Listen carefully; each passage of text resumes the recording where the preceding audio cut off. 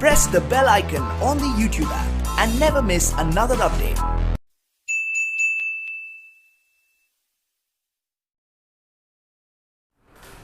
आज हम फिर से क्लास 11 का बच्चों के लिए पढ़ाने जा रहे हैं। ये जो भी आज वीडियो डालेंगे वो क्लास 11 के बच्चों के लिए है। तो इसके पहले हम पढ़ा दिए थे जर्नल और लेजर।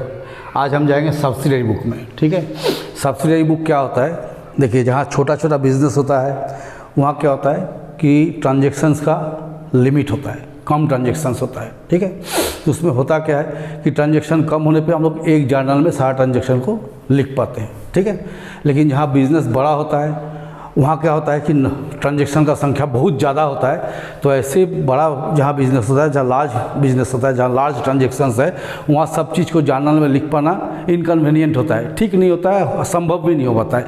इसलिए क्या होता है कि जर्नल के हम लोग क्या करते हैं, सब्सिडियरी बुक में डिवाइड कर देते हैं ना।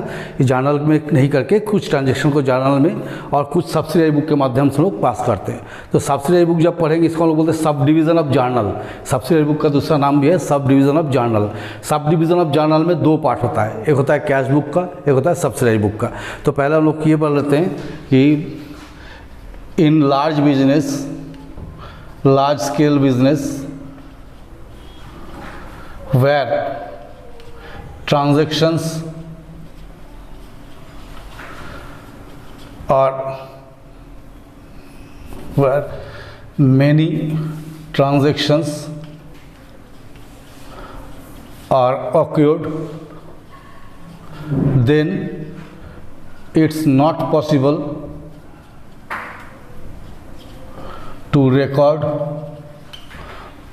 all the transaction in a journal. Then journal are divided into subsidiary book. तब वो जर्नल को क्या करते हैं, सब्सिडियरी बुक में बांट देते हैं। तो जब सब्सिडियरी बुक पढ़ेंगे तो देखिए इसको कैसे हम लोग करेंगे। ये सब्सिडियरी बुक को हम पढ़ रहे हैं, तो इसमें पढ़ेंगे हम लोग सब डिवीज़न ऑफ जर्नल 1। इसके अंदर आएगा कैश बुक। आज पढ़ेंगे सब डिवीज़न ऑफ जर्नल 2। इसमें अंदर आएगा मेरा सब्सिडियरी बुक। ठीक है, हम क्या समझाएं कि सब्सिडियरी बुक को हम लोग दो भाग में बांटेंगे। एक हो गया सब डिवीज़न ऑफ जर्नल 1 जिसमें हम लोग पढ़ेंगे कैश बुक, और एक सब डिवीज़न ऑफ जर्नल जिसमें पढ़ेंगे हम लोग सब्सिडियरी बुक। ठीक है, तो ये हम लोग को पढ़ना है, तो ये जानना है कैश बुक में क्या करना है और सब्सिडियरी बुक में क्या करना है। सब्सिडियरी बुक का दूसरा नाम है डे बुक। तो फाइनेंशियल बुक को हम लोग ऐसे बांट देते हैं ना। एक होता है प्रिंसिपल बुक,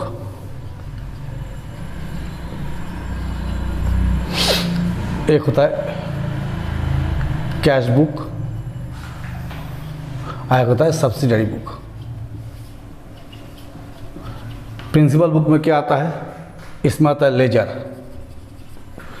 कैश बुक में क्या क्या आएगा, इसमें आता है सिंगल कलम कैश बुक,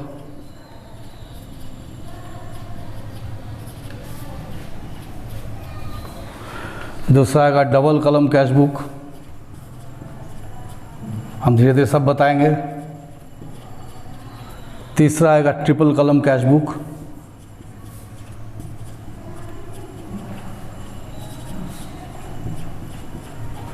और चौथा आएगा पेटी cash book.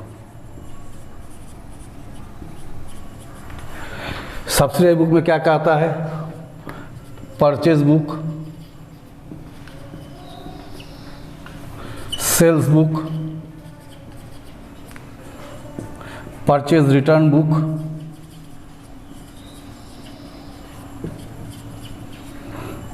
Sales return book,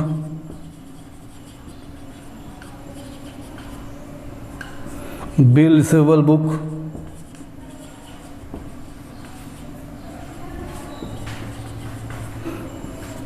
bills payable book,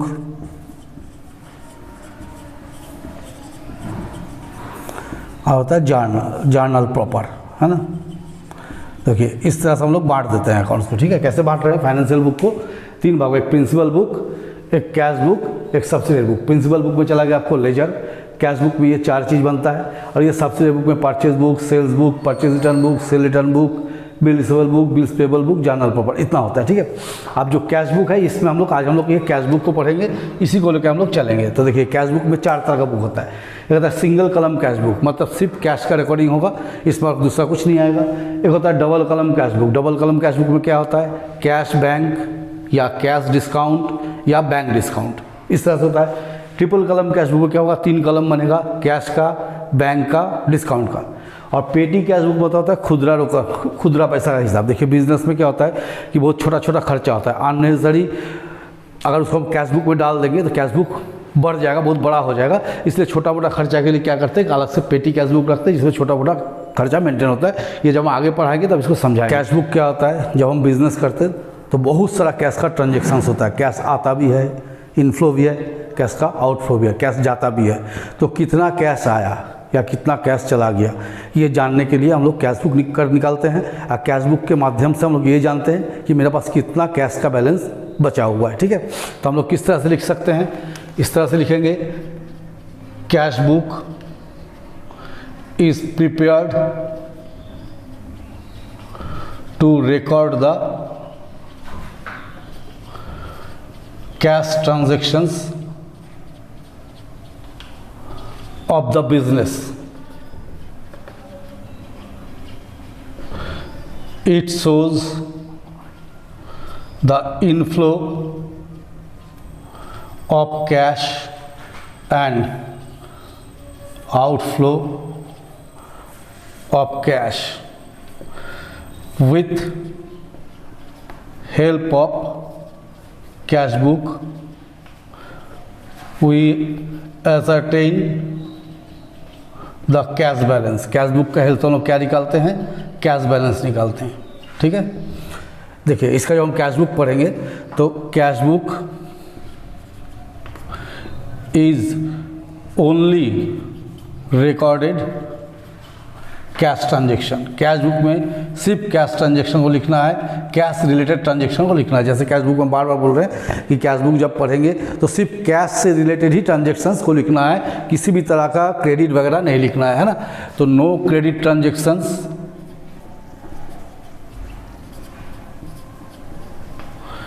are recorded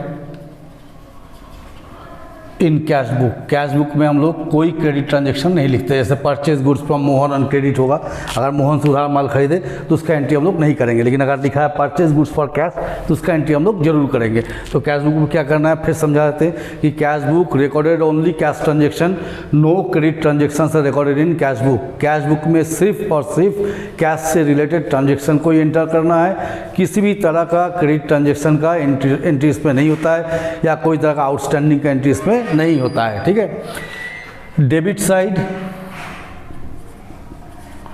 of cash book shows all cash receipt. Cash book का डेबिट साइड में क्या करते हैं, जितना पैसा आएगा उसको डेबिट में, and credit side of cash book shows all cash payment. Cash book का क्रेडिट साइड में क्या करते हैं, जितना भी कैश पेमेंट होता है उसको क्रेडिट साइड में लिखते हैं, ठीक है। तो क्या समझा है कि कैश बुक का डेबिट में जितना कैश आ रहा है उसको कहाँ लिखना है, डेबिट में, और जितना कैश मेरा जा रहा है उसको कहाँ लिखना है, क्रेडिट में। सीधा सीधी समझना है कि कैश आया कि कैश गया। तो एक कैश बुक हम यहाँ पर प्रोफॉर्मा ड्रॉ कर देते हैं। देखिए किस तरह से बनता है कैश बुक। ये कलम होगा,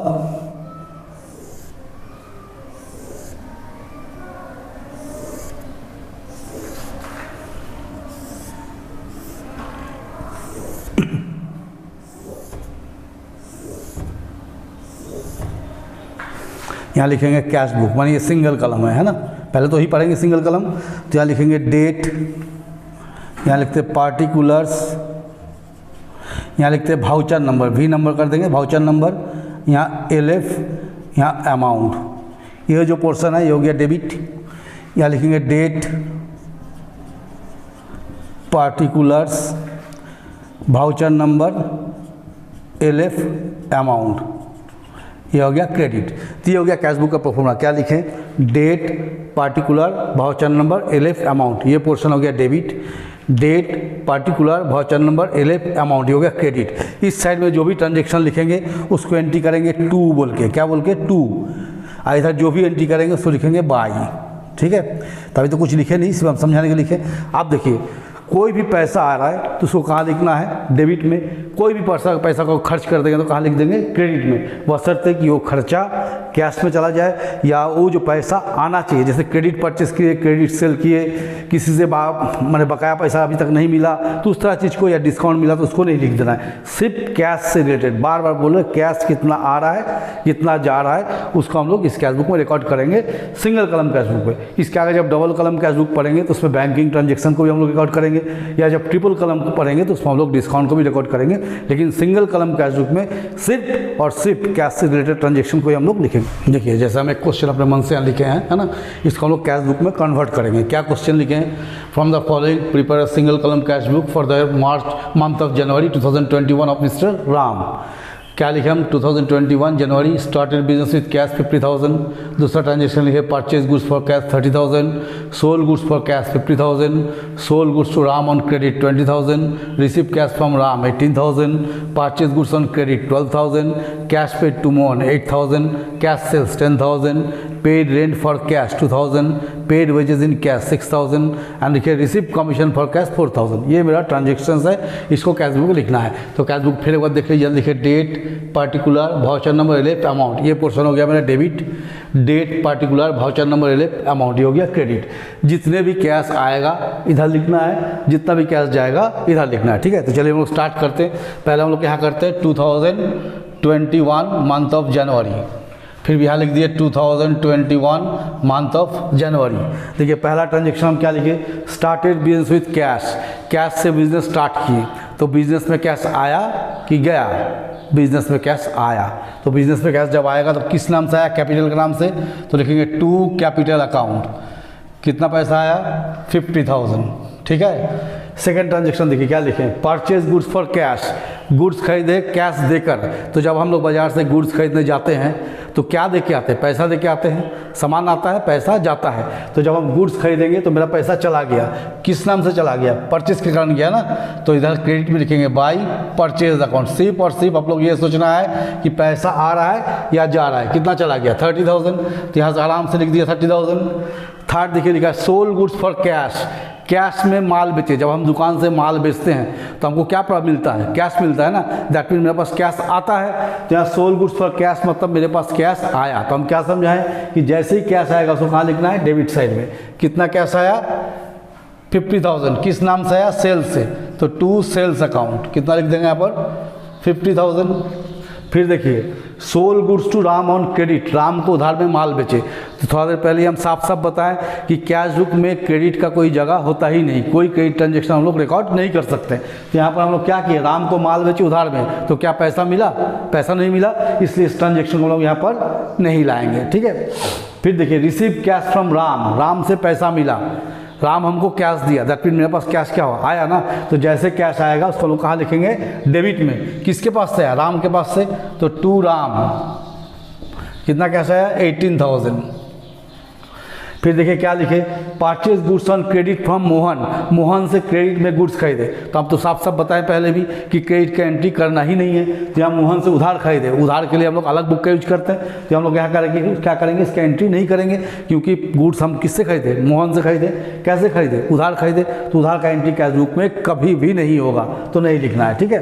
फिर देखिए लिखा कैश पेड टू मोहन। 15 तारीख को मोहन को हम 8,000 रुपया दिए। तो अगर हम मोहन को 8,000 रुपया दिए तो मेरे पास पैसा आया कि गया? चला गया ना। मोहन को हम पैसा दे दिए, दैट मीन मेरे पॉकेट से पैसा निकल गया। कितना निकल गया?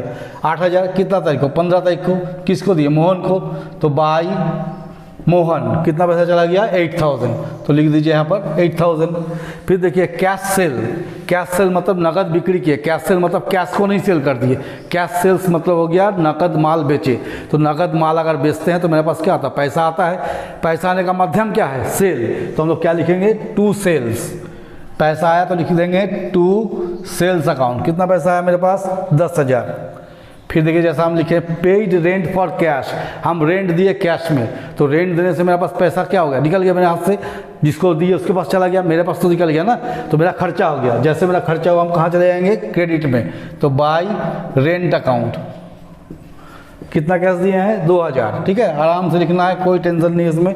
Paid wages in cash, wages दिए कैश में, मजदूरी दिए कैश में, तो जो मजदूर मजदूरी करता है उसको अगर हम कैश से वेजेस दे रहे हैं तो मेरे पास से कैश क्या हो रहा है, चला जा रहा है ना, तो किस खाता में जा रहा है, वेजेस में जा रहा है, तो मेरा पैसा निकल गया।